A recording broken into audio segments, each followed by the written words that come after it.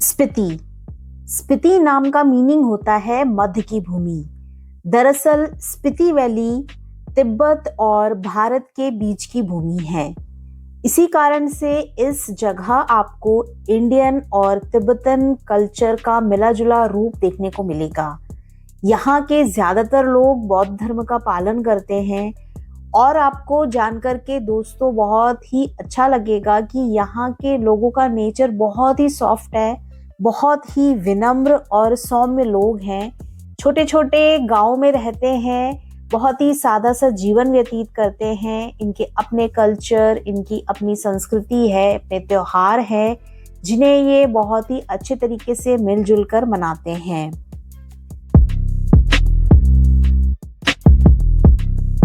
तो hello friends, कैसे हैं आप लोग। इस नए वीडियो में आपका बहुत बहुत स्वागत है। दोस्तों, आज की वीडियो में मैं आपको स्पीति वैली घूमने की पूरी जानकारी देने वाली हूँ। स्पीति वैली का टूर आप किस तरीके से प्लान कर सकते हैं, कौन कौन सी जगह है जहाँ पर आप विजिट कर सकते हैं, एक बहुत ही सिंपल सा टूर मैं आपको बताने वाली हूँ। तो दोस्तों, वीडियो में एंड तक बने रहिएगा, पूरा इसे जरूर देखिएगा। बहुत ही इंफॉर्मेटिव वीडियो ये आपके लिए हो सकता है। और इसके अलावा यदि वीडियो पसंद आए तो लाइक और शेयर कर दीजिएगा। चैनल पर यदि आप नए हैं, अभी तक सब्सक्राइब नहीं किया है तो प्लीज चैनल को सब्सक्राइब जरूर कर लीजिए। तो दोस्तों, चलिए वीडियो में आगे बढ़ते हैं। सबसे पहले दोस्तों ये जान लीजिए कि स्पीति वैली आखिर में है कहाँ। स्पीति वैली लोकेटेड है हिमाचल प्रदेश में और ये एक बहुत ही खूबसूरत वैली है। साथ ही भारत की सबसे ऊंची वैलीज में से एक है। इसे ठंडे रेगिस्तान के रूप में भी जाना जाता है। समुद्र तल से ये जो पूरी वैली है ये लगभग 12 से लेकर 15,000 फीट की ऊंचाई के आसपास लोकेटेड है। इस वैली के हर मोड़ पर आपको एक अलग ही दुनिया का एहसास होगा। इंग्लिश में इस जगह को वर्ल्ड्स इन द वर्ल्ड भी कहा जाता है, मतलब दुनिया के अंदर एक नई दुनिया, क्योंकि इस वैली के हर एक मोड़ पर आपको एक अलग ही नज़ारा देखने को मिलेगा जिसे आप देखते रह जाएंगे। और इसकी हर एक लोकेशन इतनी डिफरेंट है, इतनी खूबसूरत है कि आप बस उसको देखते ही रह जाएंगे। आपकी लाइफ का एक बहुत ही अच्छा एक्सपीरियंस आपको यहाँ पर आकर मिलेगा। और इसके अलावा साथ ही आप यदि एडवेंचर के शौकीन हैं तो वो तो आपको स्पीति वैली में भरपूर मिलने वाला है। सबसे पहले ये जान लीजिए कि स्पीति वैली आप कैसे जा सकते हैं। तो दोस्तों, स्पीति वैली जाने के दो रास्ते हैं। एक रास्ता जाता है शिमला से होते हुए और दूसरा रास्ता जाता है मनाली से होते हुए। तो जो शिमला से काजा जो है स्पीति वैली का एक मुख्य शहर है। शिमला से काजा तक का जो रास्ता है वो साल के 12 महीने ही ओपन रहता है। आप वहां पर कभी भी जा सकते हैं। लेकिन ये जो एरिया है, इस एरिया में बहुत ही अधिक स्नोफॉल होता है। जो सर्दियों वाला टाइम होता है उन दिनों में यहाँ पर जाने में आप वहाँ पर एक नॉर्मल गाड़ी से नहीं जा सकते, सिर्फ 4x4 गाड़ियां ही वहाँ पर जा सकती हैं, क्योंकि उस समय यहाँ पर रोड्स पर काफी स्नो देखने को मिलती है। इसके अलावा जो एक रास्ता है मनाली से होते हुए काजा का, वो रास्ता दोस्तों वहाँ पर आपको मिलेगा कुंजुम पास। तो एक पास होने की वजह से वो रास्ता सिर्फ मई एंड से लेकर के और सितंबर या फिर अक्टूबर के शुरुआत तक ही ओपन रहता है। इसके अलावा उस रास्ते को ओपन नहीं किया जाता है। आप जिस समय भी अपना टूर बना रहे हैं तो जब जो रास्ता ओपन हो आप उस तरीके से वहां पर टूर करने के लिए जा सकते हैं। और इसके अलावा यदि मान लीजिए मनाली वाला रोड ओपन है तो आप शिमला से काजा जा सकते हैं। पूरा काजा के आसपास का एरिया स्पीति वैली घूमने के बाद आप काजा मनाली वाले रास्ते से वापस लौट सकते हैं। अब मैं आपको पूरा डिटेल में आपका टूर प्लान बता देती हूँ कि आप यदि स्पीति वैली जाने का प्लान बना रहे हैं तो आप आपका टूर प्लान किस तरीके से बना सकते हैं। सो फ्रेंड्स, हम अपना टूर शुरू करेंगे दिल्ली से। दिल्ली से जो शिमला की दूरी है वो है 350 किलोमीटर्स और दिल्ली से शिमला की जो जर्नी है वो आप बाय रोड भी कर सकते हैं, आप प्लेन से भी कर सकते हैं या फिर आप ट्रेन से भी कर सकते हैं। शिमला के आगे की जो जर्नी है वो हमें बाय रोड ही करनी होती है। तो डे 2 दोस्तों आप शिमला एक्सप्लोर कर सकते हैं। शिमला में आप शिमला के मॉल रोड जा सकते हैं। इसके अलावा वहाँ पर एक चोटी पर झाकू टेम्पल है, वहाँ आप जा सकते हैं। आसपास का शिमला का लोकल मार्केट एक्सप्लोर कर सकते हैं। और उसके आगे फिर आप चाहें तो यदि आपके पास टाइम है तो आप थियोग, नरकंडा या फिर रामपुर आगे जाकर के वहाँ रुक सकते हैं। तो डे 3 हमारी जर्नी, मान लीजिए आप शिमला के पास में थियोग में जाके रुके हैं, तो थियोग से हमारी जर्नी हम डे 3 की शुरू करेंगे। तो थियोग से आपको डे 3 जो है लगभग 200 किलोमीटर की जर्नी पूरी करनी है। तो आपको सुबह जल्दी निकलना होगा और आप सांगला होते हुए चितकुल पहुंच जाइए। सांगला वैली आप को रास्ते में ही मिलेगा चितकुल से पहले।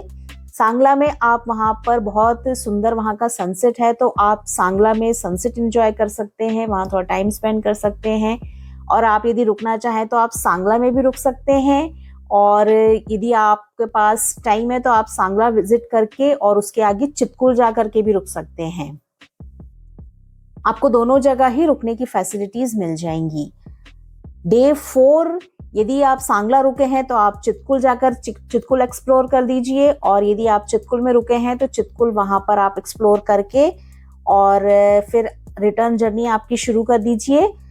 तो चितकुल जो है दोस्तों, उसकी खासियत यह है कि ये है इंडिया का आखिरी विलेज, या फिर आप इसे कह सकते हैं फर्स्ट विलेज, क्योंकि इसके आगे जो है इंडिया की बॉर्डर खत्म हो जाती है और चाइना की बॉर्डर शुरू हो जाती है। तो चितकुल जो है इंडिया का लास्ट विलेज है। यहाँ के नज़ारे तो बहुत ही खूबसूरत है। तो चितकुल में ही दोस्तों है हिंदुस्तान का आखिरी ढाबा। तो हिंदुस्तान के आखिरी ढाबे में आप लंच, ब्रेकफास्ट, चाय, डिनर एंजॉय कर सकते हैं। काफ़ी टेस्टी खाना रहता है यहाँ का। तो चितकुल वहाँ पर आप एक्सप्लोर करके और फिर रिटर्न जर्नी आपकी शुरू कर दीजिए। आपको चितकुल से वापस लौटकर ही आना पड़ेगा, क्योंकि लगभग 40-45 किलोमीटर का जो रास्ता है वो आपको, जो मेन हाईवे है शिमला काजा वाला, उससे अलग हटके ही चितकुल के लिए जाना होता है। तो दोस्तों डे 4 जो है वो हम हमारी जर्नी शुरू करेंगे चितकुल से। चितकुल से दोस्तों आप या तो आप सीधे नाको चले जाइए, जो कि 148 किलोमीटर दूर है और लगभग 4.5 घंटे का टाइम लगता है। या फिर आप एक काम और कर सकते हैं कि चितकुल से आप जा सकते हैं कल्पा। कल्पा जो है वो चितकुल से 69 किलोमीटर की दूरी पर है और 3 घंटे का टाइम लगता है। कल्पा भी एक बहुत ही खूबसूरत गांव है और ये किन्नौर वैली का एक बहुत ही खूबसूरत गांव है। यहाँ से आप किन्नौर कैलाश का बहुत ही खूबसूरत व्यू एंजॉय कर सकते हैं।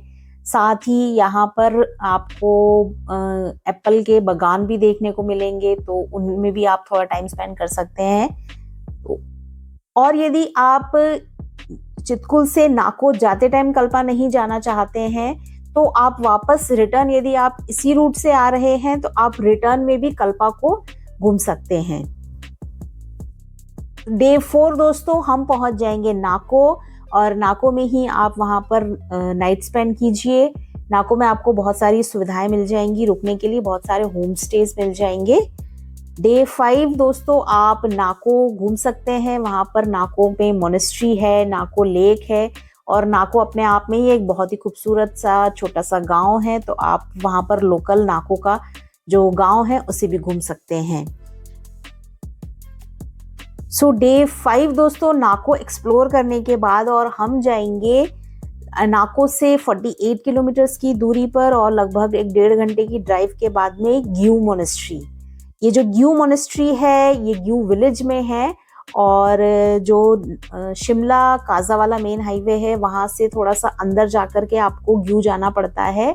ग्यू एक बहुत ही प्यारी सी मोनेस्ट्री है, और साथ ही दोस्तों यहाँ एक जो बहुत मेन अट्रैक्शन है जिसके लिए ये ग्यू मोनेस्ट्री फेमस है, वो है कि यहाँ पर एक बुद्धिस्ट मॉन्क, संगड़ा तेंजिंग नाम के बुद्धिस्ट मॉन्क की एक मम्मी रखी हुई है जो कि नेचुरली प्रिजर्व्ड है। तो इसको आप विजिट करना बिल्कुल भी ना भूलें। बहुत ही एक एक्स्ट्रा ऑर्डिनरी चीज़ आपको यहाँ पर देखने को मिलेगी। तो दोस्तों ग्यू मोनेस्ट्री को विजिट आप कर लीजिए और ग्यू विलेज से फिर आप जब निकलेंगे तो नेक्स्ट जो डेस्टिनेशन है हमारी, इस दिन हम जाएंगे टाबो।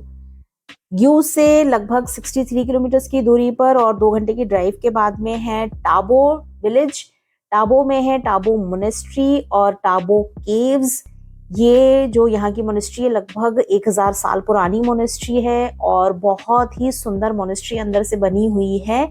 इसके अंदर बहुत ही खूबसूरत से पिक्चर्स और मूर्तियां आपको मिलेंगी। तो यहाँ पर आप टाबो मोनेस्ट्री और टाबो केव्स वगैरह विजिट करने के बाद आप यदि चाहें तो टाबो में रुक सकते हैं, वहाँ पर भी आपको बहुत सारी फैसिलिटीज़ मिल जाएंगी रुकने की। और यदि आप टाबो नहीं रुकना चाहते हैं तो उसके आगे टाबो से दोस्तों हम जो नेक्स्ट डेस्टिनेशन पे जाएंगे इस दिन, वो है धनकर। तो टाबो से जो धनकर है वो है 31 किलोमीटर की दूरी पर और लगभग 1 घंटे का टाइम लगेगा। धनकर में भी एक बहुत ही खूबसूरत सी मोनेस्ट्री है और थोड़ा सा ट्रैक करके धनकर लेक भी जा सकते हैं आप। तो इस दिन आप धनकर में रुक जाइए। धनकर में आपको होम स्टेज और गेस्ट हाउस वगैरह मिल जाएंगे। नेक्स्ट डे 6 आप धनकर मोनेस्ट्री चले जाइए, धनकर लेक चले जाइए, आप लोकल धनकर विलेज विजिट कर सकते हैं। और उसके बाद धनकर से आप चले जाइए काजा। काजा जो है स्पीति वैली का मुख्य शहर है और धनकर से मात्र 34 किलोमीटर की दूरी पर है। 1 घंटे की ड्राइव के बाद आप काजा पहुंच जाएंगे। तो आप उस दिन लोकल काजा का लोकल मार्केट घूम सकते हैं, वहाँ पर मोनेस्ट्री है उसे घूम सकते हैं और वहाँ पर जो भी आसपास काजा के जो व्यूज़ हैं उन्हें एंजॉय कर सकते हैं। कई सारे कैंप रिजॉर्ट्स भी बने हुए हैं तो वहाँ पर भी आप रुक सकते हैं। काजा में आपको रुकने के लिए काफ़ी अच्छे hotels, guest house, home stage वगैरह मिल जाएंगे। तो डे 6 आप रुक जाइए काजा में। नेक्स्ट डे 7 हम काजा के जो आसपास का एरिया है उसे एक्सप्लोर करेंगे। तो सबसे पहले दोस्तों आप काजा से चले जाइए लांगजा विलेज। काजा से जो लांगजा विलेज है उसकी दूरी है मात्र 16 किलोमीटर और लगभग आधे घंटे का टाइम लगता है। लांगजा में है 35 फीट ऊंची बुद्धा की एक स्टैचू जो कि बहुत ही खूबसूरत स्टैचू है। इसके अलावा इसे फॉसिल गांव के नाम से भी जाना जाता है। तो यहाँ पर आपको फॉसिल्स भी मिल जाएंगे। साथ ही ये एक बहुत ही खूबसूरत लोकेशन पे लोकेटेड है। तो यहाँ के व्यूज और यहाँ के पिक्चर्स तो बहुत ही अमेजिंग आपको मिलेंगे। लांगजा गांव विजिट करने के बाद लांगजा से लगभग 10 किलोमीटर की दूरी पर है कॉमिक। कॉमिक है दोस्तों वर्ल्ड का हाईएस्ट विलेज। बहुत ही खूबसूरत गांव है, छोटा सा गांव है लेकिन यहाँ के व्यूज, यहाँ के नज़ारे बहुत ही अमेजिंग हैं। कॉमिक में आपको मिल जाएगी एक मोनेस्ट्री और इसके साथ ही वर्ल्ड का हाईएस्ट रेस्टोरेंट। तो थोड़ी देर आप कॉमिक में स्पेंड कर सकते हैं। कॉमिक के बाद ही कॉमिक से मात्र 3 किलोमीटर की दूरी पर थोड़ा सा कच्चा रास्ता है और वो रास्ता जाता है हिक्किम के लिए। और जो हिक्किम है वो है वर्ल्ड का हाईएस्ट पोस्ट ऑफिस। तो वर्ल्ड के हाईएस्ट पोस्ट ऑफिस से आप आपके रिलेटिव्स को, आपके फैमिली मेंबर्स को यहाँ से चिट्ठियाँ पोस्ट कर सकते हैं। तो ये जो तीनों जगह है लांगजा, कॉमिक और हिक्किम, ये तीनों एक ही रूट पर पड़ते हैं। तो इन तीनों जगह को विजिट करने के बाद आपको वापस काजा ही आना होता है। वापस आप काजा आ जाइए, वहाँ पर आप लंच वगैरह करने के बाद में और फिर अपनी नेक्स्ट डेस्टिनेशन पर हम निकल जाएंगे। तो काजा के आगे एक अलग रूट पर हम सबसे पहले जाएंगे की मोनेस्ट्री। की मोनेस्ट्री दोस्तों बहुत ही बड़ी मोनेस्ट्री है, काफ़ी पुरानी मोनेस्ट्री है इस एरिया की। और जब स्पीति वैली का नाम आता है, यदि आप गूगल पे सर्च करेंगे तो आपको की मोनेस्ट्री का पिक्चर ही देखने को मिलेगा। 3 मंजिलों में बनी हुई ये बहुत ही प्राचीन मोनेस्ट्री है, पुरानी मोनेस्ट्री है और इसमें बहुत ही अंदर खूबसूरत से आपको पिक्चर्स और मूर्तियां देखने को मिल जाएंगी। तो कुछ समय की मोनेस्ट्री में स्पेंड करने के बाद आप आगे चले जाइए किब्बर विलेज। किब्बर विलेज भी एक बहुत ही खूबसूरत सा गांव है। यदि सर्दियों के दिनों में आप आते हैं यहाँ पर तो यहाँ पर आपको स्नो लेपर्ड देखने को मिल सकता है और लोकेशन तो इसकी बहुत ही प्यारी है। किब्बर विलेज के बाद आप चले जाइए चीचम ब्रिज। ये एक बहुत ही खूबसूरत सा सस्पेंशन ब्रिज है और इसे खिताब मिला गया है एशिया के हाईएस्ट ब्रिज होने का। बहुत ही खूबसूरत लोकेशन पे बना हुआ है और जब इस ब्रिज को क्रॉस करते हैं आप तो ये ब्रिज पूरा ही हिल जाता है। इस ब्रिज में बीच में से खड़े होकर आप देखेंगे तो आपको नीचे दिखाई देगी लगभग 1000 फीट गहरी खाई। तो इस खूबसूरत से ब्रिज को आप विजिट कीजिए, यहाँ पे बहुत ही खूबसूरत से फोटोग्राफ्स वगैरह क्लिक करवाइए और उसके बाद आप वापस आ जाइए काजा। तो वापस इस डे भी आप काजा में ही आपका नाइट रुक सकते हैं और इसके बाद यदि मनाली वाला रोड ओपन है तो आप काजा से और चंद्रताल लेक होते हुए मनाली चले जाइए। और यदि मनाली वाला रोड ओपन नहीं है तो नेक्स्ट डे आप काजा से, यदि आपने पहले कल्पा विजिट नहीं किया है तो आप पहले कल्पा विजिट कर लीजिए और आप कल्पा में भी स्टे कर सकते हैं, वहां पर भी आपको रुकने की फैसिलिटी मिल जाएगी। काजा से रिटर्न जब हम शिमला वाले रोड पर आएंगे तो वहीं कल्पा मिलेगा। तो कल्पा की जो दूरी है काजा से वो है 217 किलोमीटर, 6 घंटे का टाइम आपको लगेगा। आप कल्पा विजिट कर सकते हैं और डे 9 आप कल्पा से शिमला जा सकते हैं जो कि 224 किलोमीटर है, 8 घंटे का टाइम लगेगा। और यदि आप शिमला नहीं जाना चाहते हैं तो आप एक और खूबसूरत से हिल स्टेशन चैल जा सकते हैं। कल्पा से चैल की दूरी भी 243 किलोमीटर है और 8 घंटे का टाइम लगेगा। और उसके बाद डे 10 आप वापस दिल्ली के लिए अपनी जर्नी शुरू कर सकते हैं। तो इस तरीके से पूरे 10 दिनों में आपका स्पीति वैली का टूर कंप्लीट हो जाएगा, दिल्ली से स्पीति वैली घूम के और वापस दिल्ली आने का। इसके अलावा आप आपके सिटी से आने और जाने का जो भी टाइम है उसको इसमें ऐड कर लीजिए।